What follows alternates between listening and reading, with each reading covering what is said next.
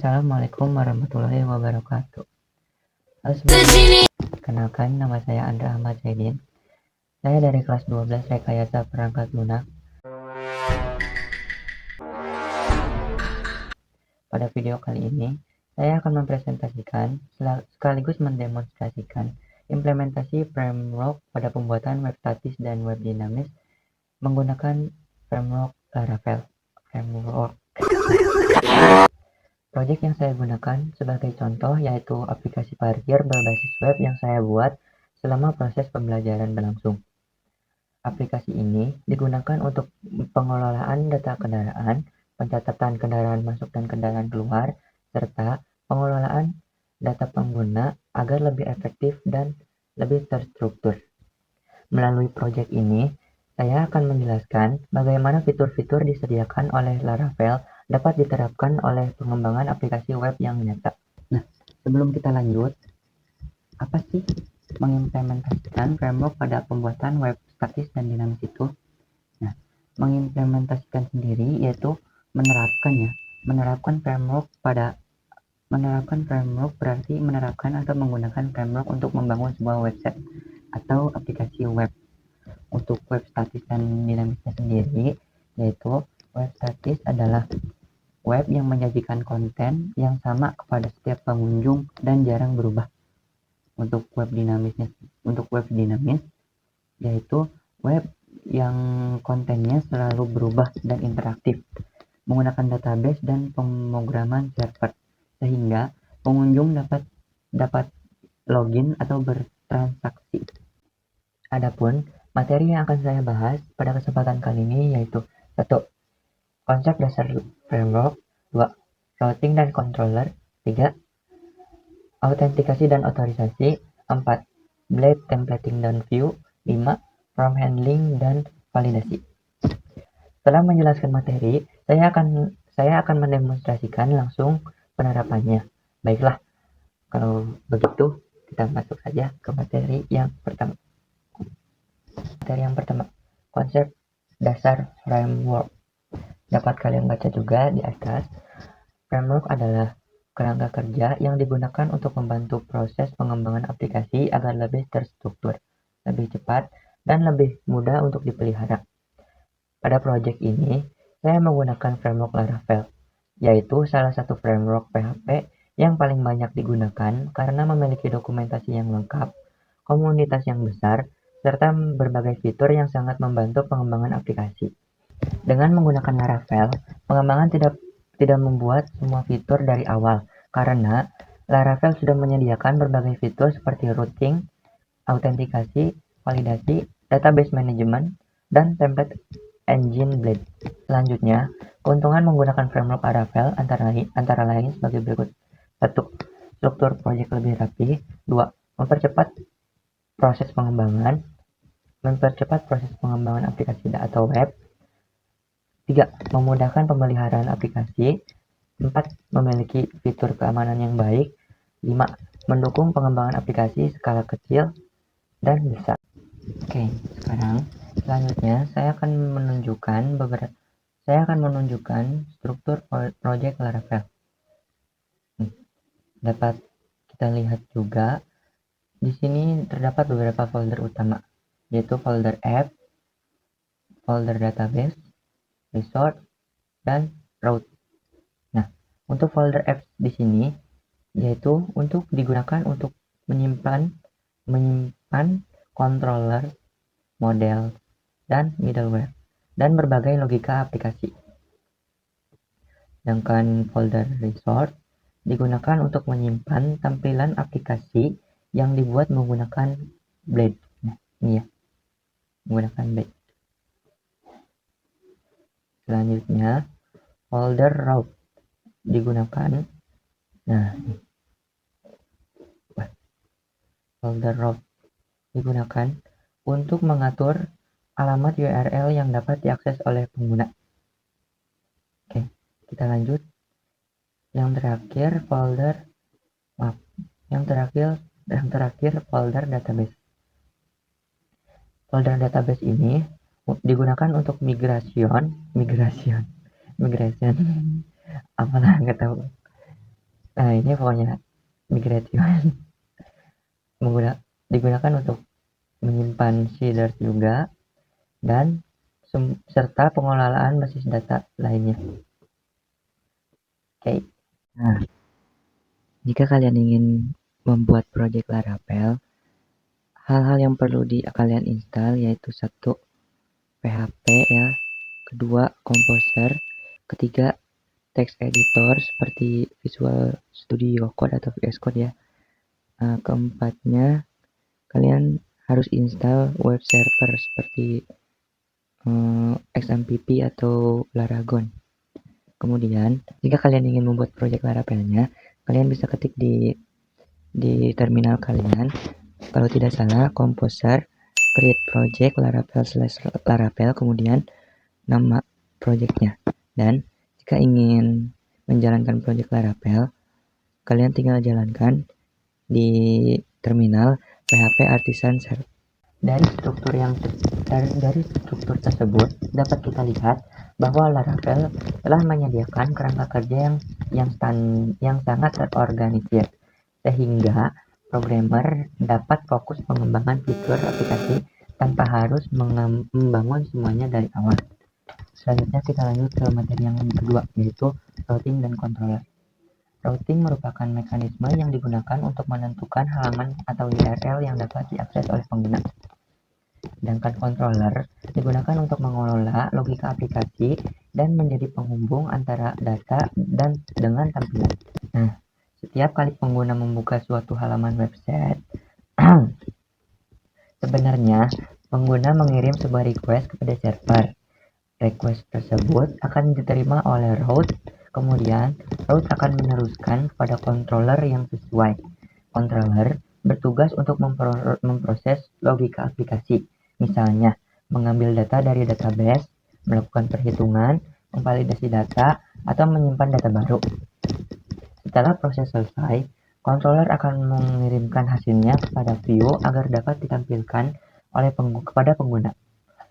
Nah, untuk alur kerja sederhananya seperti ini ya. Nah, sekarang saya akan mengimplementasikan routing dan controller ke dalam project ini. Dapat kita lihat di sini terdapat route controller class login Nah,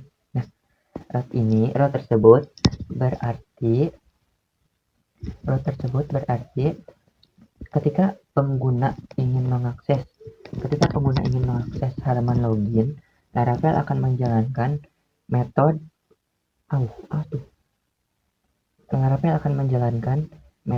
login ke dalam out controller. Nah, yang ini ya. Nah, sekarang kita buka out controllernya. Di dalam out controller ini kita lihat terdapat fungsi login, yang mana fungsi login ini dari sini sampai sini.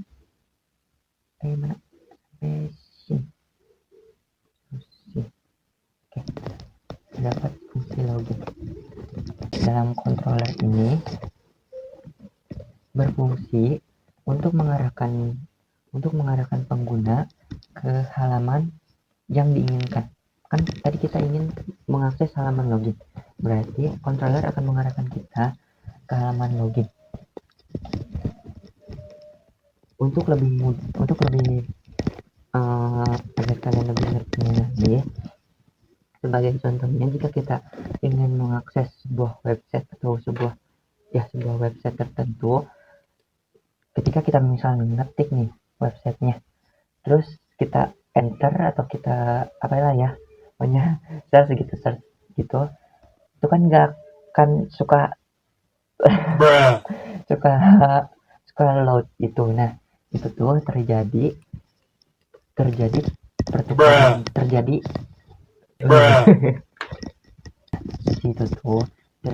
di situ tuh sedang melakukan proses antara route dan controllernya. Nah, route ini kan bertugas untuk menerima request dari pengguna dari kita yang tadi mengklik website tersebut. Kemudian controller akan memproses request tersebut sebelum nantinya akan ditampilkan ke halaman web. Selanjutnya kita akan masuk ke materi yang ketiga, Blade, Templating, dan View. Blade merupakan template engine bawaan Laravel yang digunakan untuk membuat tampilan website. Blade memudahkan developer untuk menyusun halaman web agar lebih rapi dan efisien. Nah, salah satu keunggulan Blade adalah kemampuan menggunakan template yang sama pada banyak halaman. Sebagai contoh, navbar, sidebar, footer, dan header cukup dibuat satu kali saja, kemudian dapat digunakan kembali oleh seluruh halaman. Dengan cara tersebut, kode menjadi sangat lebih singkat, mudah dibaca, dan mudah diperbarui. Selain itu, dan juga mendukung penulisan kondisi, perulangan, serta menampilkan data dari controller secara lebih sederhana. Oke. Nah, sekarang saya akan menunjukkan implementasi Blade pada project ini. Di sini terdapat beberapa folder ya. Yang pertama ada folder admin yang isinya fitur-fitur admin, fitur-fitur role admin. Yang kedua ada folder out. Ini folder untuk menampilkan halaman login. Selanjutnya ada folder petugas. Di sini untuk menampilkan fitur-fitur role petugasnya. Nah, saya akan membuka file dashboard admin sebagai contoh ya. Di sini terdapat kode extend buka kurung layout app tutup kurung. Kode tersebut menunjukkan bahwa halaman dashboard menggunakan template utama yang sama dengan halaman lainnya. Dengan cara ini, tampilan website menjadi konsisten dan developer tidak perlu menulis ulang bagian navbar, sidebar, maupun footer pada setiap halaman. Kemudian saya juga akan membuka dashboard petugas ya. Nah, dashboard petugas juga terdapat kode ini, extend layout app. Sekarang saya akan membuka aplikasinya ya, atau membuka membuka websitenya. Oke. Perlu kalian ketahui, ketika kita ingin membuka Laravel, membuka hasil website kita gitu ya, menggunakan framework Laravel, kita perlu menghidupkan yang namanya MySQL ya, bisa menggunakan aplikasi XMPP atau Laragon atau aplikasi yang lainnya. Di sini saya menggunakan aplikasi Laragon, dan di sini saya sudah mengaktifkan MySQL-nya. Selanjutnya, untuk menjalankan aplikasinya, di sini kita ketik Laravel Artisan Search. Nah, enter. Kita tunggu. Oke.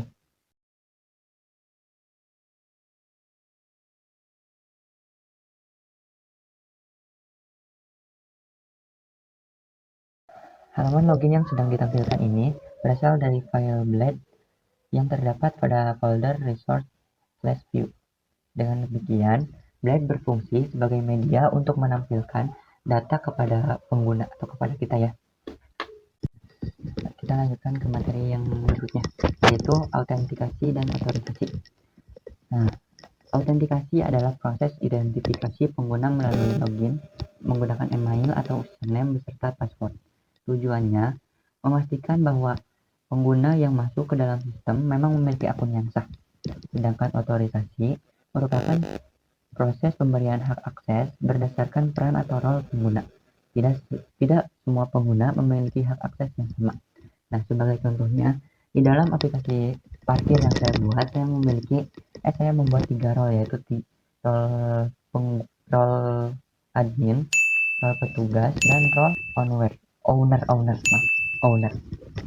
Nah, untuk role adminnya, yaitu memiliki hak akses penuh terhadap seluruh fitur aplikasi.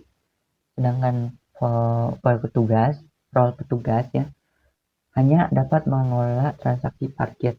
Jadi tugas hanya mencatat yang kendaraan masuk, kendaraan keluar. Nah, yang selanjutnya yaitu owner. Role owner ini hanya dapat melihat laporannya saja. Jadi ketika misalkan per hari ada berapa motor masuk gitu, atau berapa motor keluar, atau per hari dapat berapa uang gitu ya, atau per bulan dapat berapa uangnya tuh. Jadi penghasilan melihat laporan. Sekarang kita akan mencoba mendemonstrasikan autentikasi dan otorisasi ke dalam proyek ini. Jika pengguna belum login, maka pengguna belum bisa mengakses halaman utama aplikasinya atau websitenya. Akan kita mau login ke akun admin, jika kita belum login, kita tidak bisa mengakses dashboard admin. Kita coba login dulu ya.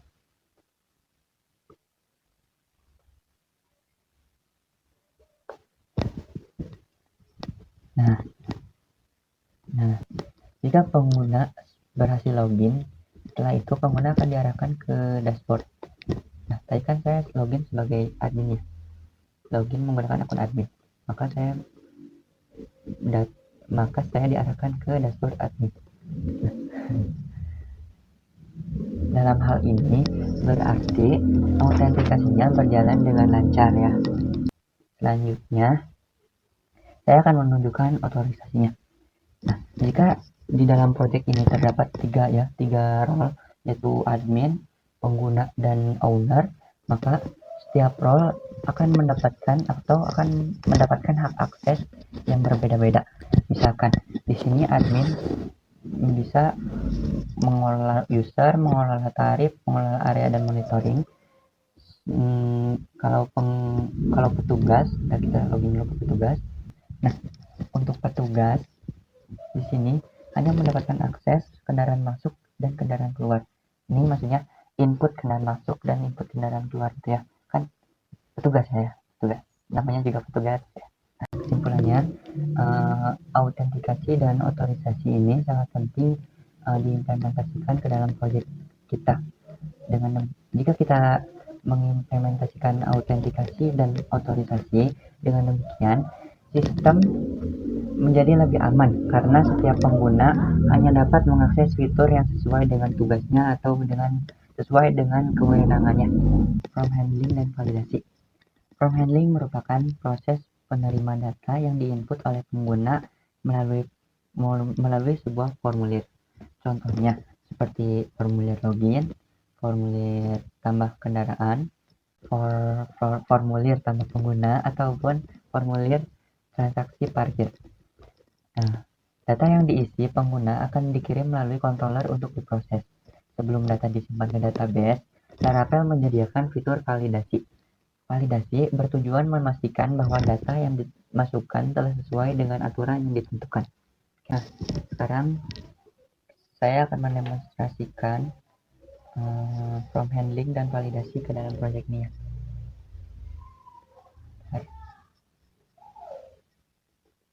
Saya akan contoh saya login sebagai admin. Nah, di sini terdapat formulir. Di sini terdapat formulir untuk menambahkan user atau pengguna. Saya akan mencoba memasukkan datanya tidak lengkap. Maksudnya datanya tidak lengkap gitu ya. Kayak saya tidak memasukkan paspor atau saya tidak memasukkan email. Saya akan mencoba tidak memasukkan email. Untuk role-nya paslah ya, saya tulis saja. Saya klik simpan. Nah, di sini terdapat pesan harap isi bidang ini. Nah, pesan ini muncul karena Laravel mencoba memvalidasi data yang dikirimkan, tapi datanya kan tidak lengkap ya. Jadi terjadi kesalahan atau harap diisi bidang ini. Oke, kita akan memasukkan emailnya. Kita akan klik simpan ya.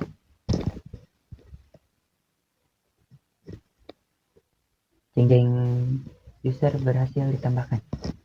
Oke, kita lihat. Nah, di sini sudah ada ya yang tadi kita tambahkan ke dalam formulirnya. Nama tugasnya. Di sini akan muncul dan di database juga akan muncul. Jika tidak percaya, saya akan mencoba membuktikannya bahwa di database sudah muncul. Oke. Nah, di dalam user ini. Nah, dapat kita lihat di dalam user ini terdapat pengguna baru ya, yang tadi kita tambahkan ya sebagai role admin. Tadi emailnya sudah benar. Nah, yes, mantap. Dari demonstrasi ini dapat dilihat bahwa from handling digunakan untuk menerima data dari pengguna, sedangkan validasi digunakan untuk memastikan data yang disimpan sudah sesuai aturan. Misalnya, sudah sesuai aturan itu misalkan format email sama format Gmailnya harus sesuai aturan. Jangan misal tidak memakai gmail.com. Nah, itu tidak sesuai aturan namanya. Atau format atau ini password. Kan ada minimum memasukkan password kalau tidak salah 6 atau 8 huruf itu ya. Kalau kita memasukkan cuma 3 huruf, maka kita tidak akan bisa.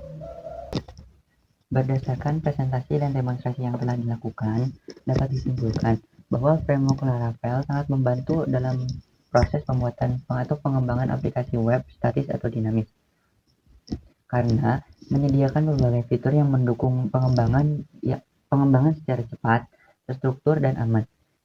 Demikian presentasi dan demonstrasi yang dapat saya sampaikan atau dapat saya lakukan ya.